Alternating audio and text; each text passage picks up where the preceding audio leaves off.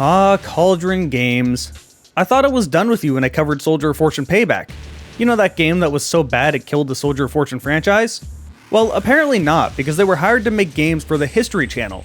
Yes, those guys that make documentaries on TV. Apparently these games are incredibly bad. I know that's a big shocker coming out of Cauldron. Just how bad? Well, let's see.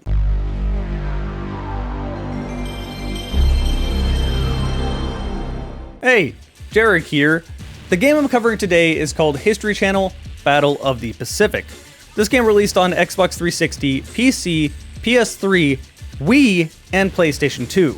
Although, interestingly enough, the version on Wii and PS2 are totally different games made by totally different developers. I actually didn't realize this until I did research after, and these games look way better than what Cauldron did. Again, I know, big surprise. They actually have proper aim down sights, they seem to have a smooth frame rate, they in general just seem to be more polished. Now, just take a moment to sink that in. The version that released on PS2 and Wii ended up being better than the version released on 360, PS3, and PC. To make this even worse, the 360, PS3, and PC version were all only an hour and a half long and $50. Yes, a full price game that's only an hour and a half long. You could buy 3 of these shirts for that price, or close to that, and you'd get much more use out of these. And you know where that's leading? IntoTheAM, today's sponsor. Yeah, I take their sponsors quite a lot on this channel, but that is because I actually do like their products. I say it every time, these are basically my sweatpants of t-shirts. They're very soft. I've had this for like almost a year and it's still just as soft as when I bought it. There's no tag on the back of my neck, it fits me perfectly, and these shirts look good. They also have more than t-shirts, they have tank tops, hoodies, and some other stuff if that's your thing. If you don't believe me, here's a clip that my friend recorded when we were just hanging out on an off day where he tried to prank me with a Nerf gun and failed horribly. Seriously? It hit the door frame. Good job. If you want some of these t-shirts for yourself, you can go to IntoTheAM.com/dragonshirts and get 10% off. This 10% will stack on top of the bundle deals they are offering. You have 3 graphic tees for 60 or 3 basic tees for 45. So a huge thanks goes to IntoTheAM for sponsoring this video, and let's go back to a very bad game. First things first, where do you get this game? Well, this game is abandonware now, so it's pretty easy to get running on PC. You can go to websites like, say, myabandonware.com, download it for free, and you don't even need a crack, you just install it and you can play it. That's not to say the PC version is good, because God no it's not. Before I even talk about that, let's talk about the Xbox 360 and PS3 versions. Man, these releases were just as bad. They run awful. The closest thing you'll get to a steady frame rate in this game is locking to 20 FPS. On top of that, the FOV is atrocious. The PC version doesn't have these frame rate issues, instead it goes the complete opposite direction. The frame rate is too high for this game. Yeah, it's one of those games where they tied the physics to the frame rate for whatever reason. If your frame rate is above 60 FPS, you quite literally cannot shoot enemies. Your bullets just do nothing. The only way to kill enemies is to throw grenades at them, which then they spaghettify into orbit. Obviously, the easy way to solve this is to lock your frame rate at 60 FPS. But I don't really expect that option because that's not too common to see. What's more common to see is vertical sync, which would also lock your frame rate, which this game also doesn't have. Yeah, this is all you get when it comes to your options. You get your controls, you get your audio, you can adjust the brightness, and you can change your resolution. That's it. You can't change post-processing or bloom or motion blur or any of that. There's no options here. Surprisingly, there's support for 1440, which I didn't expect, so at least there's that. Anyway, fixing this issue is actually not too difficult. Just open your NVIDIA control panel and lock your frame rate to 60. I would also advise turning on VSync in your control panel. Typically, I don't like doing that because it makes controls feel sluggish, but as you'll soon find out, that really doesn't mean much in this game. The bigger issue is that if you don't turn VSync on, there is horrible screen tearing in this game, so again, I would highly recommend turning that on. Once you do this, you're able to shoot enemies and all that. You've also probably noticed that the FOV is particularly bad, and as far as I can tell, there's no way to even mod in a better FOV. I didn't see an ini file or config file anywhere to change this, I didn't find any mods online, so we're just gonna stick to this bad FOV. Funny enough, I did find some mods for this game. I found mods to make the aim down sights actually work like proper aim down sights, and I also found a mod to add blood. But then I decided, you know what, that wouldn't be in the spirit of this video. Let's go in raw and see how bad this game really is. Now about those controls. The main thing is that the aim feels awful. It always feels too slippery and too sensitive no matter what you change the sensitivity to. And a large reason for that is because of mouse acceleration. Yep, it's one of those games where it has mouse acceleration, but you can't turn it off, and I can't find anywhere in a config file or anything to turn it off, so you're just gonna have to put up with it. This is why I said it's not really a big deal that you turn VSync on. Like, there's no way to make this feel worse. It feels so bad. And if we're talking bad, well, these graphics certainly are that. This game launched in 2007. To give you an idea as to where games were at that time, that's the same year that Halo 3, The Orange Box, Crysis, Call of Duty 4, and BioShock came out. Yeah, this game looks awful for that time. These textures are incredibly low quality. The animations, both in first and third person, look bad. Even basic things, such as models, just don't look good. Like, what's wrong with these people? They look like plastic faces. No, you know what this looks like? This looks like early 2000s CGI. Like, this just looks bad. This game is totally devoid of any sort of polish. It's so devoid of polish that even something as simple as lip syncing was apparently too much work. What are you doing? To the right! Go! Right! Amazing. Then there's smaller things, like say muzzle flashes in a cave. These don't look like muzzle flashes, it just looks like they turned on a light source around the gun when they shot. Like, that's just pure white. Then there's the audio issues. The mixing in this game is so bad that one of the most common comments I got when I was streaming over on Twitch was people getting annoyed that there was no ping for the M1 Garand. But there actually was, you just couldn't hear it half the time. And then there's more bizarre issues, like NPCs talking and they sound like they're behind you but they're standing in front of you, or audio just being delayed for no reason.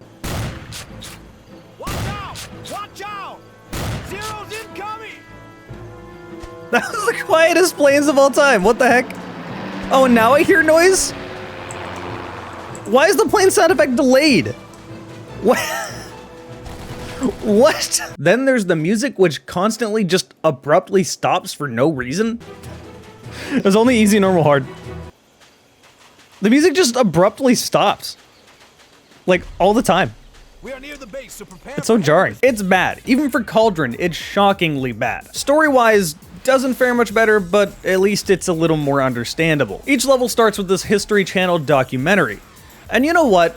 I'm totally okay with this idea. I'm sure you, like me, saw these growing up, probably even saw them in school, and this at least grounds you and makes you think about, hey, this actually happened to real people in the past, not too long ago. Establishing that this was a thing that actually happened using real footage is not a bad idea to ground you into that game, even though this is probably the driest way to teach me about one of the most important wars in human history. The bigger issue, though, is that you're playing a game from Cauldron, so any immersion you might have gotten from that is chucked straight out the window. They could have found real pictures, real footage, found real people that actually participated in these battles, and had you play as them. But they didn't. In fact, they never even call anyone by name. Instead, you have these same clones of NPCs around you at all times that all say the same 5 things and they won't stop. You will follow me, and this is an order. They're everywhere. We need help here. This is voice acting, Jesus. And now we go to the gameplay and oh my gosh, I'm not even sure what to say because this is one of the few times where you can see a game and it's just obvious how bad it is. I guess I'll start with the most obvious thing you've probably already noticed. The enemy AI is remarkably dumb. Quite literally, the only thing they do is run straight at you through the open, not even shooting at you, or stand in the open, shooting at you. That's it. More bizarrely, this is the only time I've seen in the game where your friendly NPCs are more capable than the enemies. The enemies are practically incapable of killing you. You can stand there, quite literally doing nothing, and not die. Move, damn it, move. Why do they all talk? We truly get to see the AI at work when they're just fighting each other. Damn you. Like, can they even kill me? Is it possible for them to kill me?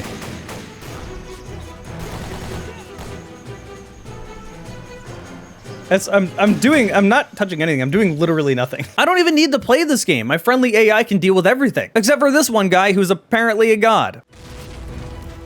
Wow, nobody gave a fuck about that. My AI don't even care about them. I just instantly died.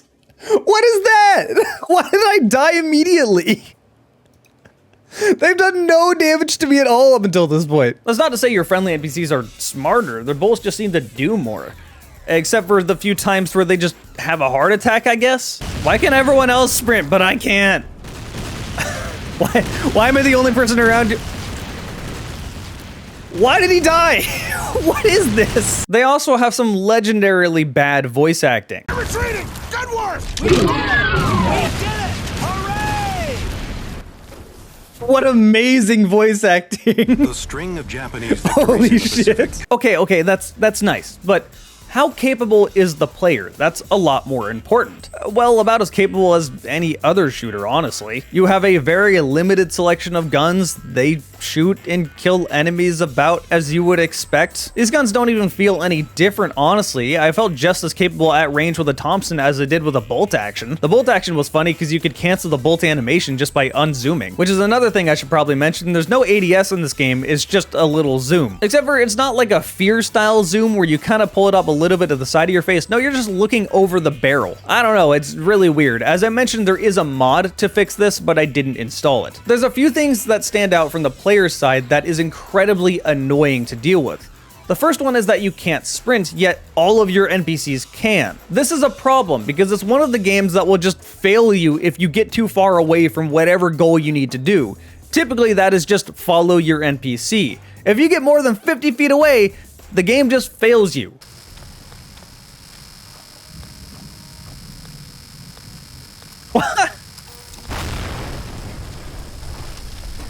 Why is the audio so delayed on some things?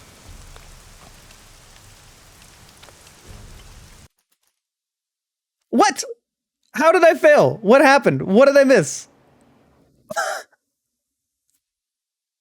What? I'm so confused. Like, what failed? I did literally what it told me to do. The world stays the same. It's like you were the only person affected by the screen shake, and it's like someone's grabbing your arms and your head and just shaking you around. I walked too far away and God damn it. I just want to see if I can get ammo. Come with me! This is one of those games where the AI just never stopped talking. Ow. Oh, I guess I walked too far forward and it killed me. And what a terrible look at this menu. Initially, you just want to click the first thing you see because that usually is just load the last checkpoint. But no, that's restart level. Why would you do that? Why would that be there at all? Yeah, you should definitely get used to the screen even if it makes no sense. The next thing that stood out as both highly annoying and very weird was the screen shake. I don't know how to describe the screen shake. Aside from it being overabundant throughout the entire game, it doesn't even look like screen shake. It just looks like someone's grabbing my arms and shaking them everywhere. It doesn't look like the world shaking. I don't know, it's weird, man.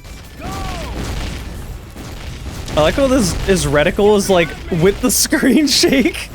What is going on in the screen shake? Please. Quite usually these missions are nothing more than follow NPC from point A to point B, then shoot enemies that pop up out of nowhere. But occasionally they'll have you blow something up or disarm some mines. Why? Okay, the mines are literally popping up in front of me.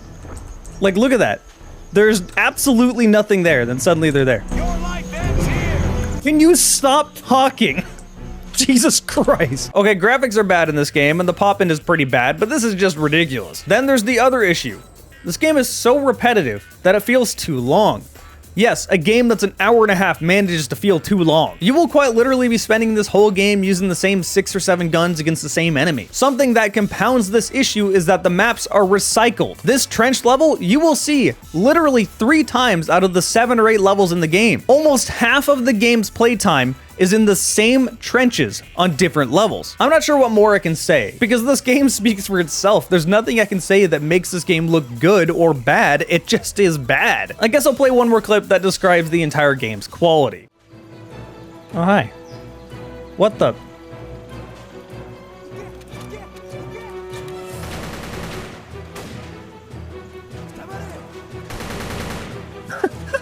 Can I kill him if I do this?